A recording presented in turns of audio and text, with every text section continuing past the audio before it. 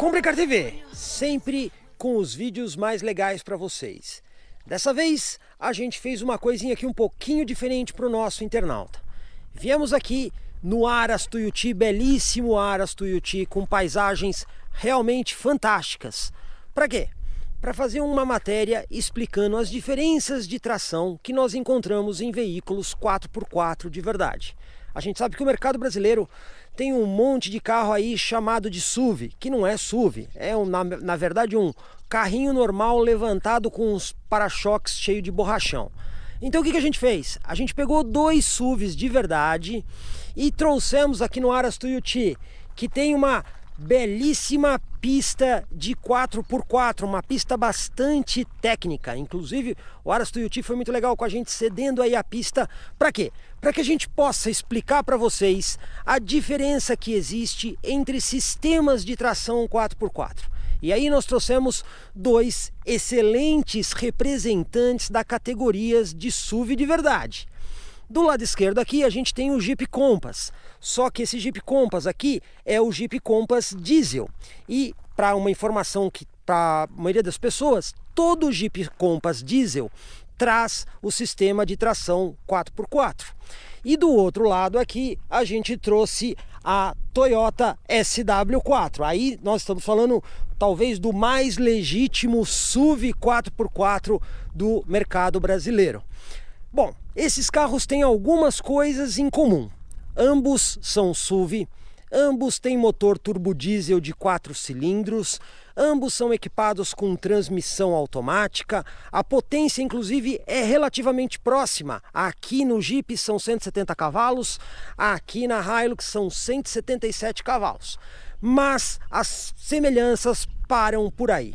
Primeiro que eles não são nem concorrentes, né? A gente tem carros aqui de categorias diferentes. Aqui nós temos um SUV que a gente pode classificar como médio e aqui nós temos um SUV que a gente classifica como grande. Tanto é que o Jeep Compass são apenas 5 lugares e a SW4, inclusive nessa versão topo de linha SRX, tem 7 lugares. Então já começa aí a diferença. Além disso, os motores, ainda que sejam turbo diesel 4 cilindros, também tem diferença de cilindrada.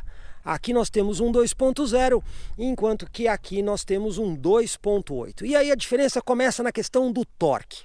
Nesse aqui são 35,7 kgfm, o que equivale aí a mais ou menos 350 Nm de torque máximo. Aqui a coisa já muda bastante, são 45,9 kgfm, o que equivale a 450 Nm. Então a gente tem 100 Nm a mais aqui. Outro detalhe é que o Jeep Compass, ainda que tenha uma tração 4x4, essa tração ela funciona de uma maneira um pouco mais específica.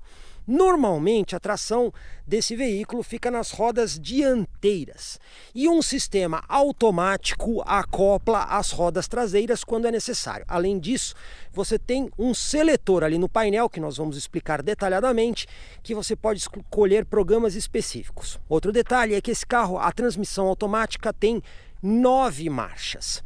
Já na SW4 a situação é bem diferente. Aqui nós temos uma transmissão de 6 marchas automáticas e a tração aqui. No caso da SW4, como muitas picapes médias, a tração é normalmente nas rodas traseiras. É isso mesmo, ela é nas rodas traseiras. E através de um seletor eletrônico que nós temos lá dentro do carro, a gente acopla as rodas dianteiras com uma distribuição de 50 para cada eixo, uma distribuição fixa, ela não é variável. Além disso, a SW4 traz o sistema de reduzida. Assim, as 6 marchas que nós temos normalmente acabam virando 12 marchas. São 6 marchas utilizadas no modo normal e você tem mais 6 marchas com a opção da reduzida, que muda completamente o comportamento do veículo. Então, como vocês podem ver, esse vídeo aqui nós vamos explicar todos os detalhes de como isso funciona e vamos mostrar SUVs de verdade na prática. Vamos fazer o teste aqui com o Jeep Compass, mas antes a gente vai fazer alguns esclarecimentos. O Jeep Compass normalmente tem tração nas rodas dianteiras. Quando ocorre o escorregamento das rodas, um sistema que detecta 3/4 de volta de escorregamento transfere automaticamente a tração para as rodas traseiras. O Jeep Compass não possui nenhum sistema de bloqueio de diferencial. O que ele tem é o controle eletrônico que, quando uma roda escorrega, ele aciona o freio sobre essa roda, transferindo o torque para outra roda. E essa caixa de transferência que faz o acoplamento das rodas traseiras distribui a tração de forma variável entre o eixo dianteiro e traseiro de acordo com a demanda. O Jeep Compass tem uma altura mínima em relação ao solo de 21,8 centímetros, o que é uma altura considerada um tanto quanto boa para a maioria dos obstáculos de off-road. Outro detalhe também que é muito importante a gente observar é o ângulo de entrada, que é de 28,7 graus nessa versão aqui. Um ângulo também bastante bom para você conseguir superar obstáculos. Outro ponto muito importante num veículo de uso off-road é o ângulo de saída, que no caso aqui dessa versão é de 31,9 graus.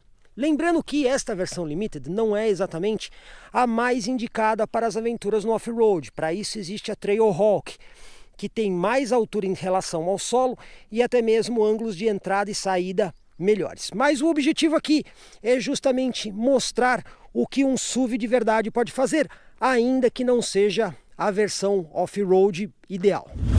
Bom, agora a gente está aqui a bordo do Compass e a gente vai passar aqui no que a gente chama de caixa de ovos. Nós vamos fazer com que o carro fique com rodas no ar para que o sistema de controle de tração funcione. Para isso a gente vai seguir o procedimento padrão, que é colocar o carro aqui em drive e vamos acionar aqui o modo 4x4 Lock e inclusive o 4x4 Low. Detalhe interessante que esse 4x4 Low, na verdade, ele não é uma reduzida. O que ele faz é bloquear a marcha apenas na primeira marcha. Com o 4x4 Low desligado, o carro pode partir a partir de segunda marcha. No caso, com o 4x4 Low, ele vai partir de primeira. Como nós estamos num piso relativamente seco, eu não vou usar nenhuma programação especial do câmbio. Então vamos lá. Obviamente no 4x4 a gente tem que sempre fazer todos os movimentos bastante devagar para evitar que a parte de baixo do carro bata ou raspe. Então aqui eu estou caindo com a roda dianteira esquerda no buraco e a roda traseira direita está suspensa. Eu vou acelerar, o sistema de controle de tração vai fazer a compensação, a gente consegue sentir aqui o sistema atuando e agora nós fizemos o X, mais uma vez invertemos a roda. E vamos continuar fazendo isso. Olha só, aqui nós temos a traseira direita levantada. O sistema perde um pouco de tração e quando ele percebe que a roda está sem tração, ele pinça o freio para poder te dar tração e você sair do obstáculo. Então a gente consegue ver que o sistema funciona muito bem e ele praticamente não força o veículo. Você praticamente não precisa acelerar, você dá apenas um toquinho no acelerador e o carro sai sem nenhum problema. Vocês podem ver, funcionou muito bem. Agora, o que nós vamos fazer aqui é uma saída em curva que também vai torcer toda a carroceria do carro. Mais uma vez, vamos bem devagar, para que nenhuma parte do carro bata ou raspe.